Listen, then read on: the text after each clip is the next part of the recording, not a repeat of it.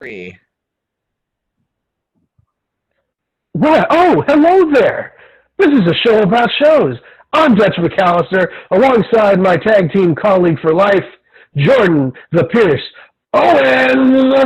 Oh, Dutch, it's been far too long since we've been here in these separate studios recording a show about shows. You, of course, had a vacation. You were looking over some scripts in Hollywood, I believe.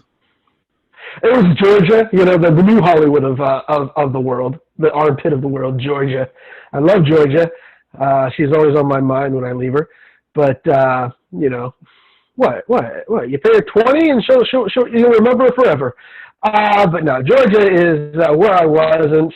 I was out in South Carolina, learning a little bit of things about family and friends and just having a decent old time. But I'm glad I'm back in the studio. I'm glad I'm back with you, my friend. And we have a super edition show today, do we not? We have so many things. We're going to discuss a lot of things. Tenet is going to be our first thing we're going to discuss. But first off, I just want to say happy birthday or happy Batman Day because I'm a big fan. You're a big fan. No matter what Batman you support, it is today Batman Day. That's when we're recording this. So happy Batman Day to one and all. Absolutely, yeah, big Batman fan. I mean, I just had it was one of the most richest stories. I can't wait for the next one. The lovely teaser we got recently. So yes, happy Batman Day to everyone out there.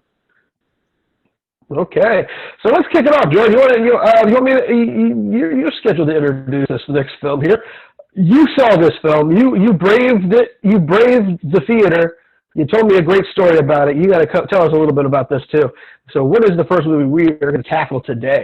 Alrighty, probably the biggest release we've had so far in the theaters. I'll talk about it a little bit later because we do have box office news again for the first time in a long time. It's Tenet, everybody. Tenet is finally out. This was, of course, the movie that Christopher Nolan said, I will not go to VOD over my dead body. So he finally has released it now into theaters. Armed with only one word, Tenet, and fighting for the survival of the entire world. The protagonist journeys through a twilight world of international espionage on a mission that will unfold in something beyond real time. This stars John David Washington, Robert Pattinson, Kenneth Branagh, Elizabeth Debicki, Hemish Patel, Michael Caine, Martin Donovan, and Aaron Taylor Johnson. I enjoyed the theater experience because it was just myself. Uh, Good old 2:30 on a Friday, not a soul in Naples, Florida. So That's what they call social distancing to the max, my friend. yeah, I said I'll take all of the seats, sir. No, so I enjoyed it. And also for Regal goers, free refills are back. So in case you're wondering, they weren't when I saw this movie. The refills are back now. Uh, The more Mountain Dew, the merrier for you, my friend. yeah, that's the last thing I need. One more do bubbly.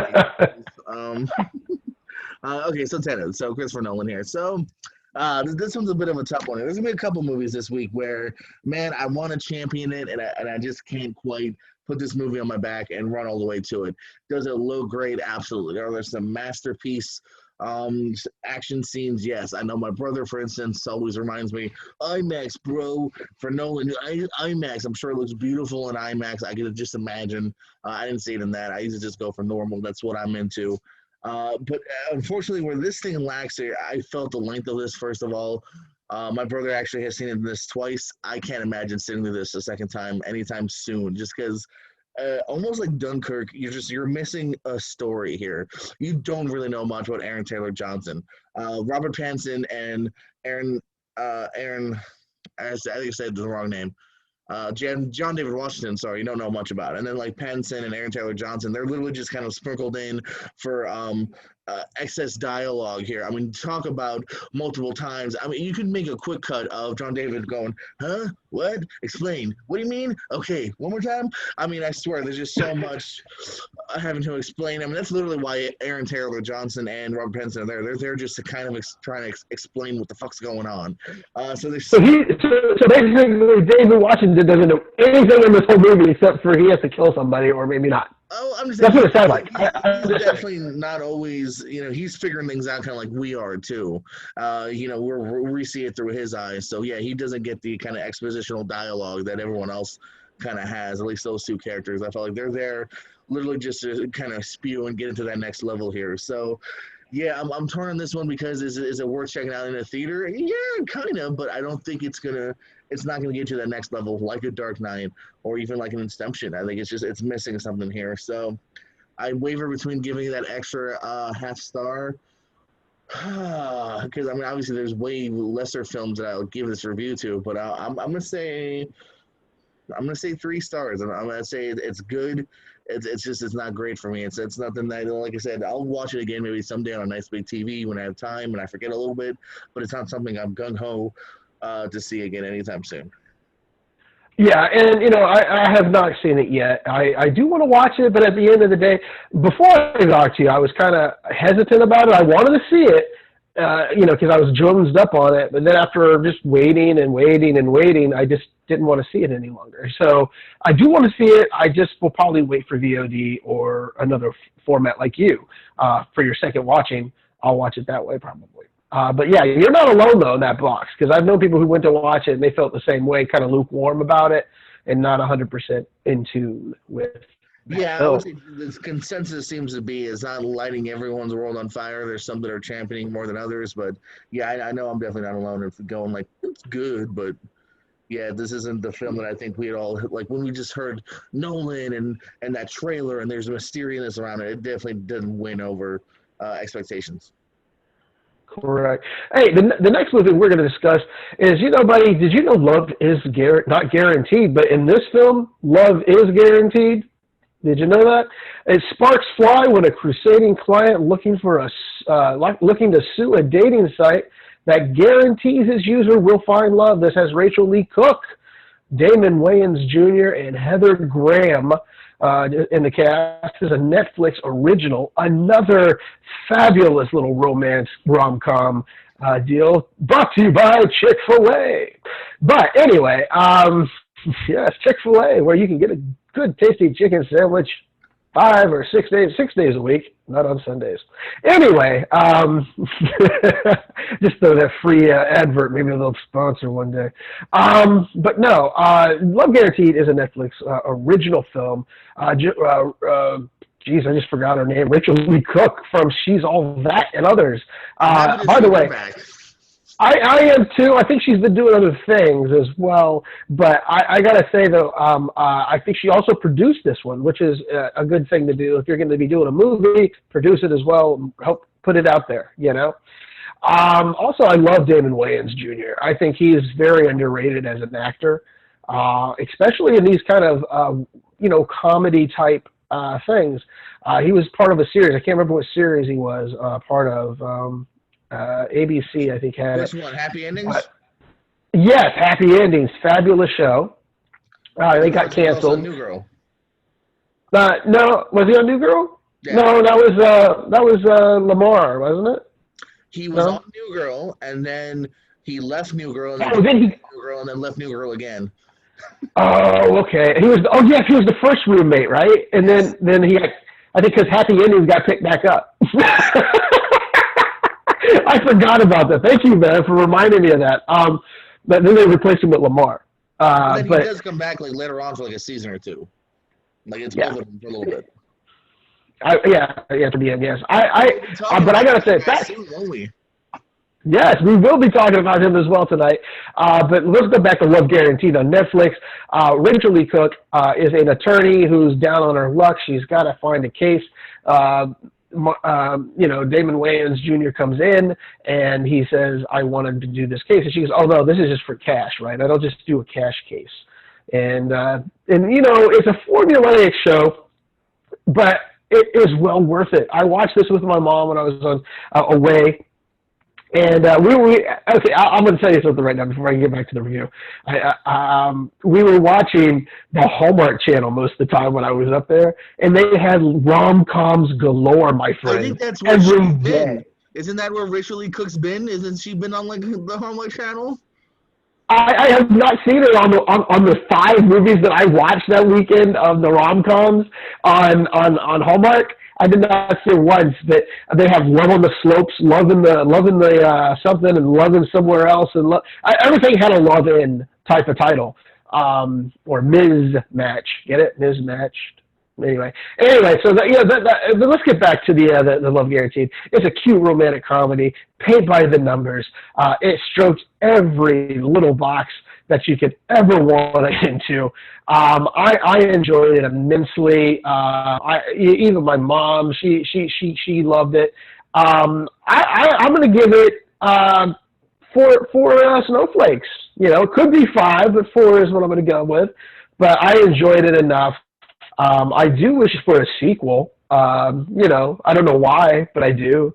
But is that where she's been? Yeah, she's over there. I just want to point out Hallmark.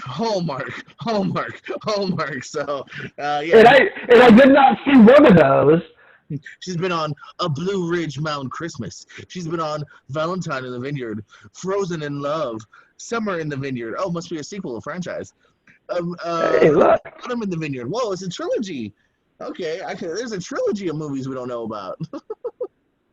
Hey, you know what I'm proud for? Because I'll be honest, she's perfect in these films. Even when she was introduced to me in She's All That with Freddie Prinze Jr. when you first ever saw her, I believe. I love that film to this day. I own it on DVD. But yeah. Hold on. I'm about to become hot. Oh, woo! Look! Oh, God! Who's that? Oh, I didn't notice it was you. Oh, look at you! Wow! You know, ladies and gentlemen, please, if you're watching this on YouTube's or any other listening device or whatever, Jordan, you got to tone it down, buddy. Okay, tone it down. It's getting hot in my room over here. A show after dark. Yeah, but yeah, Love Guaranteed. Watch it on Netflix. It is a 4 done for me. The next one. Hold on, wait. What'd you? 4. I gave 4. Holy shit! Okay, I haven't finished it. I'll review it next week. I don't think I'm giving it a 4. It's cute. You should. It's a cute, great movie. It works. It is not. It works on every level. You, Mr. Ebert. It's got the gay friend. It's got the trollops. Come on, like it's fine, but it's got everything you need in a movie for this genre. You got to go with the genre, pal. All right. Well, here's a movie we can both discuss because we both have seen it. It's The Babysitter 2, if you will. The Babysitter Killer Queen. 2 years after Cole survived a satanic blood cult, he's living another nightmare. High school, and the demons from his past still making his life hell. This stars Judah Lewis, Jenny Ortega, Emily Elim Lynn, amongst many others, because you only named 3. It has a great cast. I named the main. Yeah, it is. I just named the main cast. I went crazy. Later on, I'm going to list 12 people, so now I feel bad. Well, I did it too for the Superman one that I go over with. But you can't be biased. One movie gets 3 people, the other gets 10. Come on. Well, voice actors get a little bit more credit. No, anything I listed today has minimum of 3, most of them. Well, yeah, I mean, unless it's Ryan Reynolds and whatever, or Tom Hardy and Locke, it should always be at least a few people. So anyway, let's go over this Babysitter Killer Queen sequel available only on Netflix. Judah Lewis is Cole. He's dealing with the aftermath 2 years later still, right, of having this horrific, almost satanic killing being basically bloodlet and a satanic cult, basically, is what we've already established. A tale as old as time that we can all relate to, so. Yeah, and this is with, who else is in this? Because you like Amel. What's his name? Amel. He's shirtless Amel, again. Andrew Bachelor, Samara Weaving. We can go ahead and say, she's in it. Yeah. And they give it away pretty early on, too. It's not like they don't save it till the end. They do give it away that she's in this. A little bit. Yeah. And Chloe something. But yeah, I enjoyed this one. I thought it was a great sequel. What I like about it, it doesn't take, like the first one, it didn't take a lot of, it wasn't full of itself. It gave you every bit of the sarcasm and the things that you grow to appreciate. And say a movie like Scott Pilgrim, if you ever really, because it has that same type of feel, in the shots. I think MCG does this film. Yeah. So, but yeah, I enjoyed it. I thought the actress, uh, what's her name, Jenny Ortega, shined as his new love interest. And then of course you had Emily Lind, who was just heinous. You always thought she was Also your reprising friend, her and role. Also reprising from the movie from 2 years ago. Same actress. yeah, and of course the parents are always funny as well. I love that the dad, the stoner dad, his name is Juan. Cared more about his car than his daughter. I did How is enjoy. she? I'll talk about it a little bit more too, but I actually enjoyed that we got more of the parents this time. In the last movie, the parents basically bookended. You know what I mean? Like, all right, have a good night. Oh, what Yeah, happened this night? Like here, you actually get more yeah. Marino throughout it, as well as the next door neighbor's dad. So I enjoyed their little kind of B story and them coming to the rescue. Yeah, I just thought all the scenarios in this film were great. Again, we always know how this it was going to probably end anyway, but it was a fun ride all the way to the very end. And I just thought, if they're going to they've already set it up. If you saw the sneak scene, did you see the sneak scene in it before the cast was listed?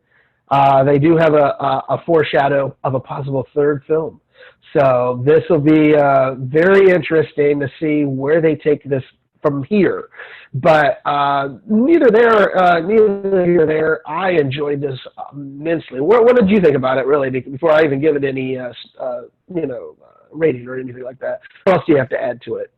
Yeah, I'm gonna put this right there in the vein of the first one, man. It's a fun kind of just it's so over the top, but it's meant to be over the top. This even probably goes more over the top than the last one here. Yeah. But it's fun, man. It's R-rated. It's bloody.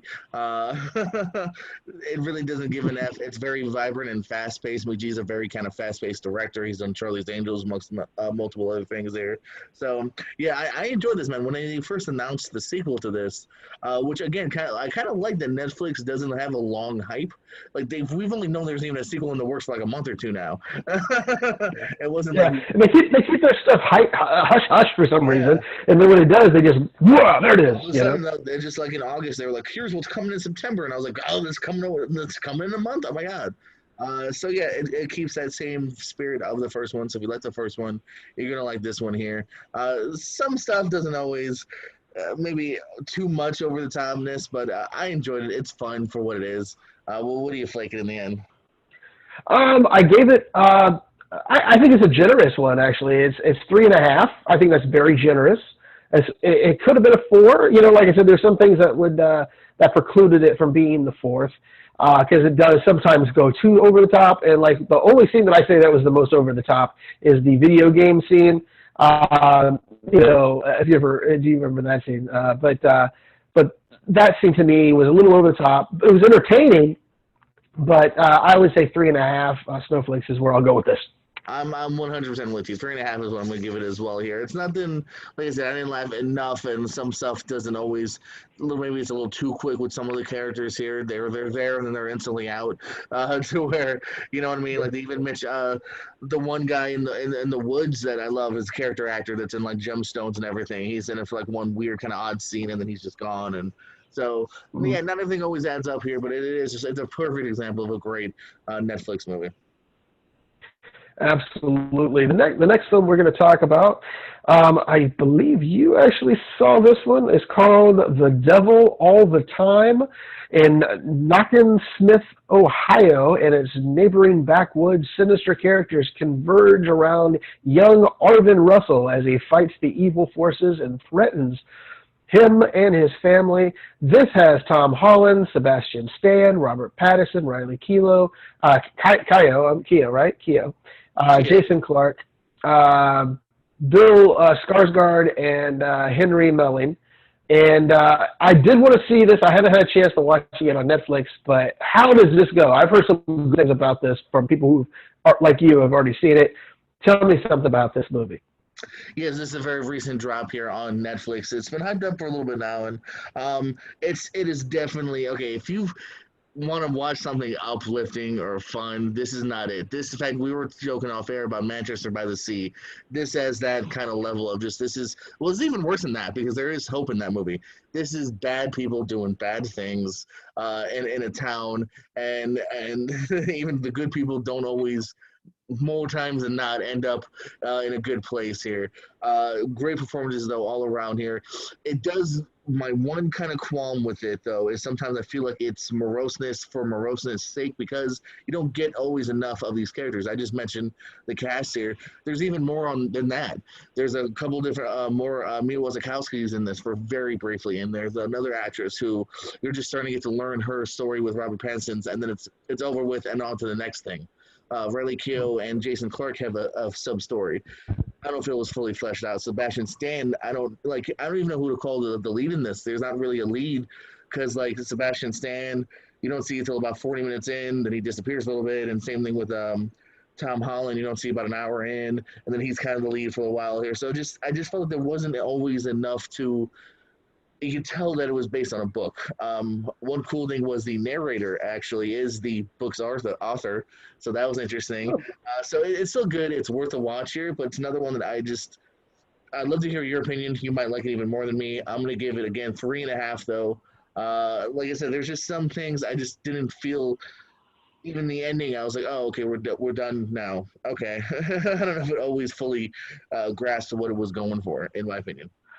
No, it makes sense. I do want to watch this. I've been trying to get to it.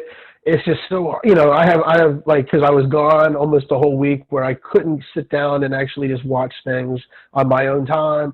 But, this is one I know just came out this week, but there was other things I had to catch up on before I got here. But yeah, that I can't wait. Tom Holland, though, it's a departure from every character that we've seen him in, Spider-Man mostly. But, it shows a little bit of grit in this film, correct or no? Yeah, no, he's good in this. Like I said, you could almost argue he's the lead in a way. I think he might end up with the most screen time here. And yeah, you see him, a different actor plays him when he's very young, and you catch up with him a few years later.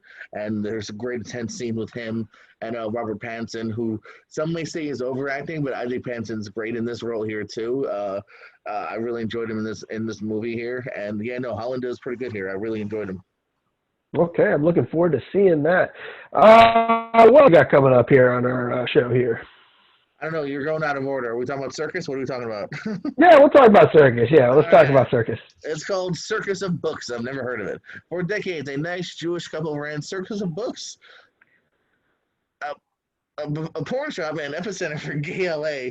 The director daughter documents their life and times, directed by Rachel Mason. Just background. The only reason I pause is because my niece is like 5 feet away. So continue on, Dutch. I don't know what to read. Only reason I pause. You're like, I don't know what to say. Luckily, yeah, this is paying attention. It does not care what we're doing right now. Yeah, this is on Netflix, documentary. This is my documentary of the show, actually. You have one later, but we'll talk about that one next, probably. But this one was different. I just thought, okay, let me just throw it up and look at it. And it turned out what it is about a family who got into the porn business by accident. They thought they could sell magazines. They were selling magazines for Hustler and some other type of product. And this one shop was just struggling, and then all of a sudden it caught fire, And this was before the AIDS epidemic that took place, heavily within the gay community in LA, the San Francisco area. But and this family basically kept it a secret from all their friends. They never told their friends that they owned that store. They just said, "Oh, we're in publishing." And what happened is that the Circus books also created gay porn. They helped finance gay porn, because they were making tons of money either way. Then what happened is, of course, as you know, the internet killed of these type of stores to become highly profitable. We'll call it that. And the family had to deal with a lot of other things, like the kids finding out that their parents were owning this store. They never knew. They never paid attention. Whenever they went to the store, they were told to look at the floor until they got to the office. They always just followed the parents and did the things they did. Then one of their children happened to be gay. And the mother couldn't rationalize this. She said it's fine and dandy for all these other people, but she was an Orthodox Jewish woman who believed that that was a sin, even though she was she had to come to that realization for herself. And it was so that was a subtext story as well, between her rationalizing everything. She was just rationalizing there was a need for it, therefore we did it. But then when I found out my son was one of them in the community, it almost broke her personally, her spirit. His father was fine with it. He was always been the happy-go-lucky guy. They always said it's a very touching documentary. I enjoy it immensely. If you have a time, cut it out of your schedule to watch it. A documentary is perfectly done. It's an hour and a half, I believe. It's 3.5 snowflakes. But yeah, it's a well put together documentary. Where is it again? I'm sorry. It's on Netflix. You can find this on Netflix. Okay, and actually, again, I joked that I didn't never heard of this. I actually have heard of this. I've seen this trailer, and I was kind of intrigued by it, so I might check this out. Yeah, it's a good one. The next one, we're going to go sticking with the documentaries, and I believe that documentary will be "You Cannot Kill David Arquette," following his infamous championship as part of the marketing stunt from the film Ready to Rumble. David Arquette is widely known as the most hated man in professional wrestling worldwide. Nearly 20 years after he won the WCW title, initial title, through ups and downs in his career with his family and his struggles with addiction, David Arquette seeks redemption by returning to the ring for real this time. This is David Arquette, of course, along with people such as Courtney Cox, Patricia Arquette, Luke Perry, Ken Anderson, RJ City, Eric Bischoff, Ric Flair, Jack Perry, Nick Gage, Peter Avalon, and Diamond Dallas Page. Now, I was interested a little bit, but you went off and watched this full-heartedly. How did it come off to you? Was it sincere? That's where I question it, Dutch. Good setting me up there. That is because from the instant, the very first scene you get is Ken Anderson, who's Mr. Anderson, if you remember. He's like just working out, and he's like, I fucking hate David Arquette. Makes a joke of the business. And you're like, all right, am I watching a movie now? Am I watching Ready to Rumble 2? What am I watching here? And there's other moments here where I felt like it went into Ms. and Mrs. territory, where there's like gags with the spray tan, and there's later on a gag about how he goes to like a show with no people, and he's like, oh shucks, I had no idea. And I'm like, I just feel like there is part of it that he's working us. But there is I think, a sweet story beneath it, though, because there is a lot of truth behind it. When you get stuff with Patricia Arquette and Courtney Cox, his ex-wife, who talks candidly in this, as well as Patricia, about their family and, how it hurt David Arquette, because he truly does love wrestling. And, he was a guy that, hey, man, if WWE came to us and was like, hey, Dutch, to promote the podcast, you want to be the champion? Yeah, of course we're going to say yes. And he ended up getting a lot of slack for it, and it also kind of hurt him in both acting and wrestling all of a sudden. And the thing that's winning me over a little bit here is the ending here. There's two really sweet moments. It almost reminds me of a little bit of Adam Sandler's concert recently, where all of a sudden the last 1-2 punches, you're like, oh, I didn't see that coming. And it won me over even more than I did earlier here. It's definitely, no matter what it is, whether it's a true-to-life documentary or a little bit of work in you, which, wrestlers love to do. It's interesting. It's a fun watch. It really is. I wish it was longer, just because I was enjoying it that much to a degree. So it makes me question it here and there, but it's still definitely worth checking out. You got to buy it or rent it on Vudu or Amazon, whatever you do. I'm going to give it 3.5, though. Lots of threes being thrown around tonight. It's another thing. Yeah, absolutely. Well, that means there's some decent stuff for everybody to go out there and look at. I mean, we haven't hit the ones in a long time. I think that was a couple shows ago when we started hitting ones and twos, but, But no, you know what, buddy? I'll tell you this. I won't do anything with WWE unless they make me a tag team champion with you. That's the only way I'll do it. Yeah. Only way. Right. Yeah, they offer you the world title. You'll turn them down, right? I will turn it down because I have that much in our show. Me and you, tag team champs. All right. Well, if they offer me anything at all, even including without you, I'm taking it. Ah, that hurts. That hurts, buddy. That hurts. I thought we were I'll try to friends. get you in. I will. I'll try. I swear. And there's a vampire documentary that I already purchased, so I might want to review that next week. Okay, well, I'm looking forward to it. Oh, All right, let's jump back now to a Dutchy classic. Here's one I'm interested about because there's one that I'm not interested about. The one I am though is Superman, Man of Tomorrow, following the fledgling hero as he engages in bloody battles and fights for his life. The world will learn about Superman, but first, Superman must save the world. This stars the voices of Darren Criss, Alexandra Daddario, Zachary Quinto, Ike Amati, Ryan Hurst, Neil Flynn, and Bellamy Young. There's a very vague premise there, so tell me a little bit more. What is the premise here?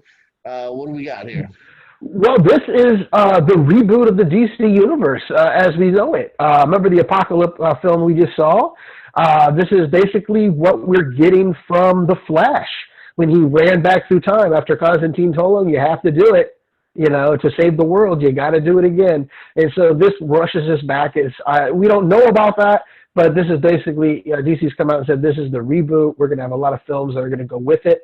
The animation style is so cool. It's kind of like Archer. You know that show Archer? Sure. The animation style is somewhat kin to that. And I find that refreshing for DC. I like it how they switch up from anime style to regular drawn style to different styles of animation throughout all their programs. But this is basically Clark Kent is 24 years old. He's still clerking as an intern at the Daily Planet. Neil Flynn, you might know him from Clerks and as the janitor. He is Pa Kent. Scrubs, I'm sorry. Yeah, Scrubs. What did I say? I'm sorry. Oh, Clerks. I apologize to Clerks, but no.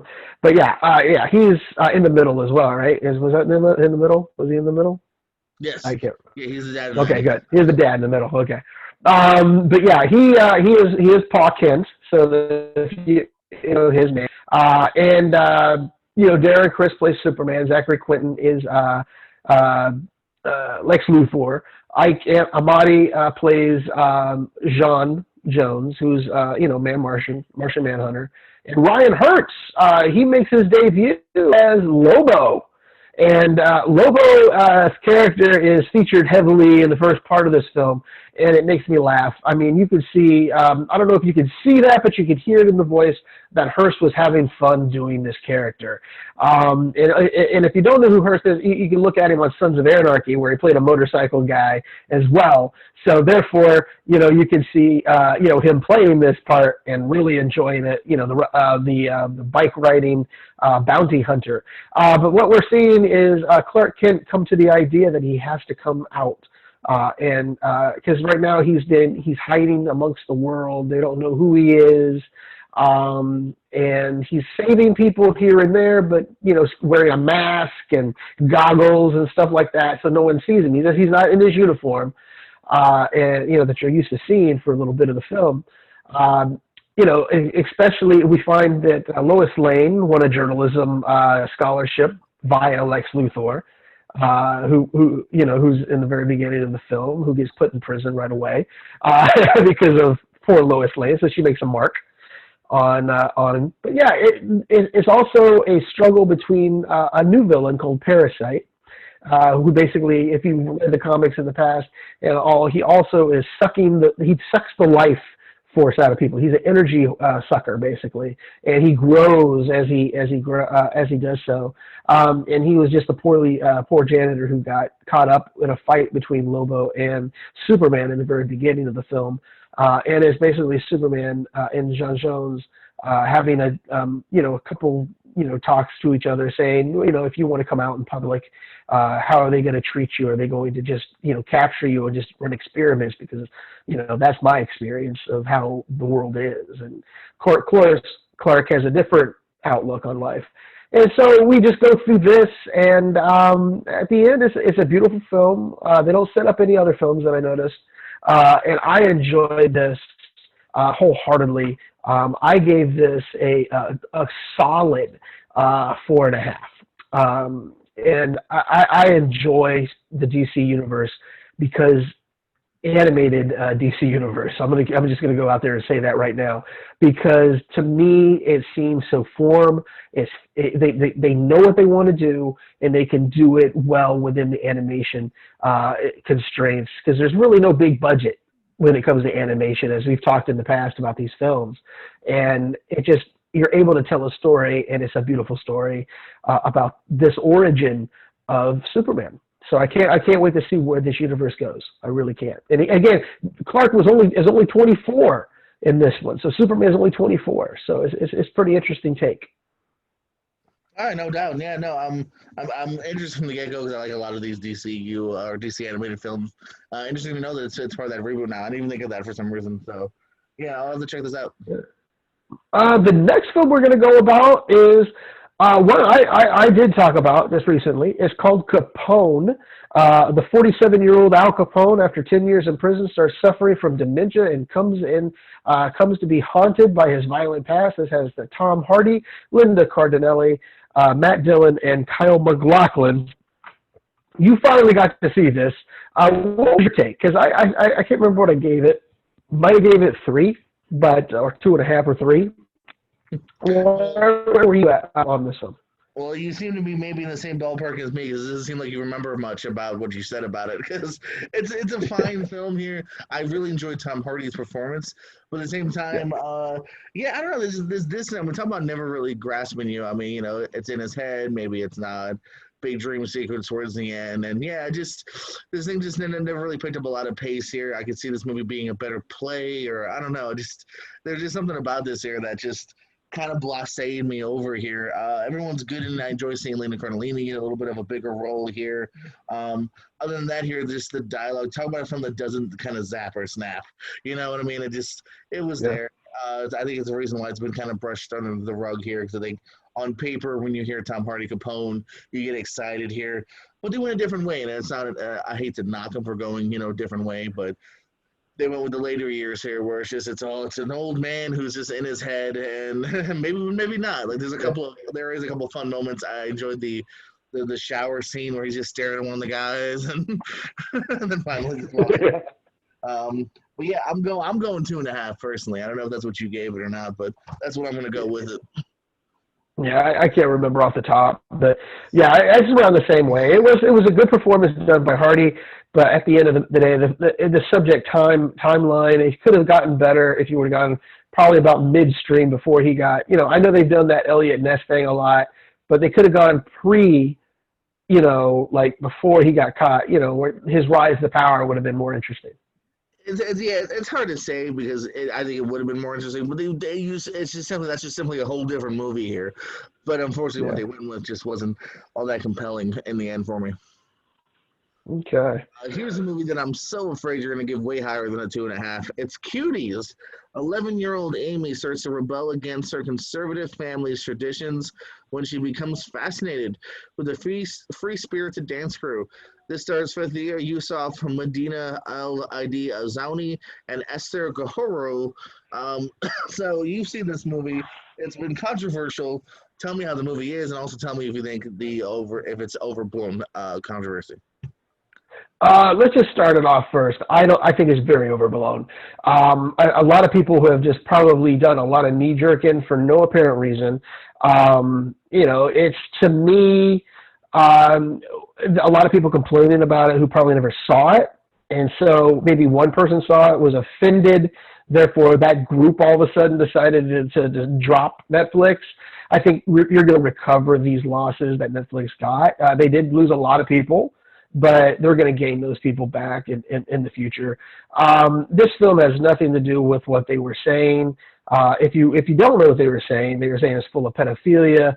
It's a type of bad movie in which, girls are overtly sexed. And that is not the case in this film. There is a scene at the end where they just dance risque. I'm not a very big fan of it. But again, I was never a fan of the reality series they had with those dancer girls to begin with. And there was a reality series in regards to that. If you could find that name, that'd be great. But yeah, College I just girls. thought, yeah, something like that. Well, there's another one with dance girls only, along the same Dance lines as moms. these girls. Dance moms. There you go. So to me, that is all that what is saying. And if you took the time, there was an op-ed that was actually done by the director in the Washington Post who discussed why she wrote and directed this film. She was actually saw this in person and was completely, shook by how they were letting these girls dance so provocatively. So she took a story in line with what was going on. So, but it's basically about this girl Amy, who basically her family is torpedoing. They just moved from Senegal, and what happens is that her mother finds out that her husband is going to take another bride, and he's not going to get divorced. And they're supposed to, so Amy has to deal with this. How would you like it if, say, your father decided to marry another woman while she's still living in the house, and now he expects them both to live together? This is, and this is the way, they're in the beginning of the film, the women are supposed to be subservient to the men as well, in their religion. And you just look at it, and this girl is seeing what she's supposed to be having to put up with.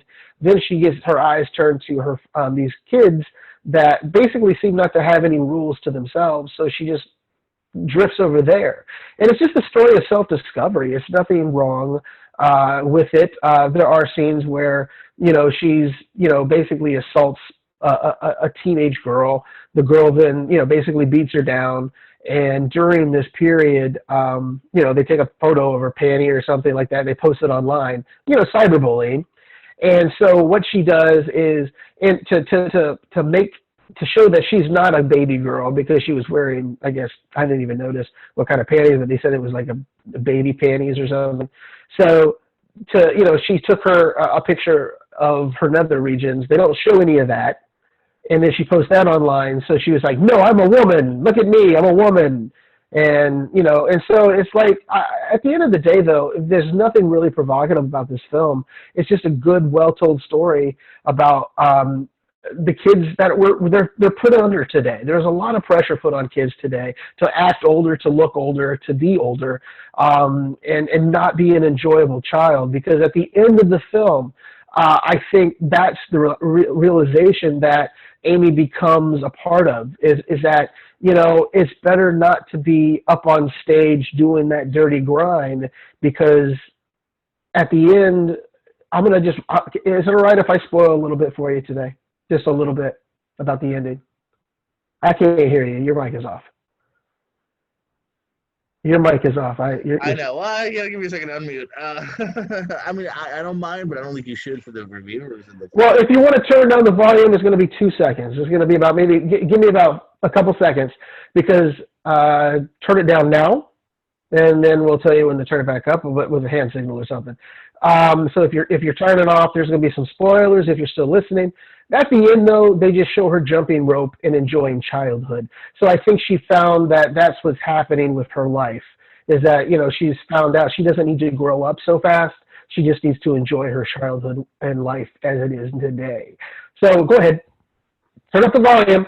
But yeah, at the end of the day, though, I found this film very intriguing through the emotional eyes of an 11-year-old in the times that she's growing up, within what she's growing up, the responsibility of taking care of her brother, the family troubles and things like that. I gave it, some people are going to hate this. I gave it 4. I gave it 4 snowflakes. I thought it was a very well done film, very meaningful film. It is nothing like everyone's saying it is. It's subtitled, it's French, and I would say watch it if you feel comfortable watching it. If you don't watch it. I watched it because everyone was belly aching about it, and I knew half the people who were belly aching about it never saw it. And so if you watch it, and it's a piece of art, and it's not anything that you've been told it is.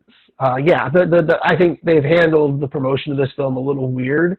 But at the end of the day, if you get a chance to read the op-ed in the Washington Post, like I said earlier, from the director, also if you go into the extras, how they have like the preview trailers, They also talk to the director of why she made this film. It's about 6 minutes long. Watch that before you watch the whole film, and then you can understand where she was coming from when she made this film. And it's nothing to do with the sexual nature of children. And shame on you people for even thinking that. It's just sickening. It's like whenever Kids came out. Remember the movie Kids? Do you remember that movie? I know. I've never seen it, but I know what you're talking about. Chloe Sevigny and that one guy. No, that was the Rabbit, I think, White Rabbit or something like that. But it was called Kids. Oh, is she in that? Oh, is she in that one? Okay, but I'm just saying there was a bunch of kids. It was NC-17, and they said it was just. Oh, did I lose you?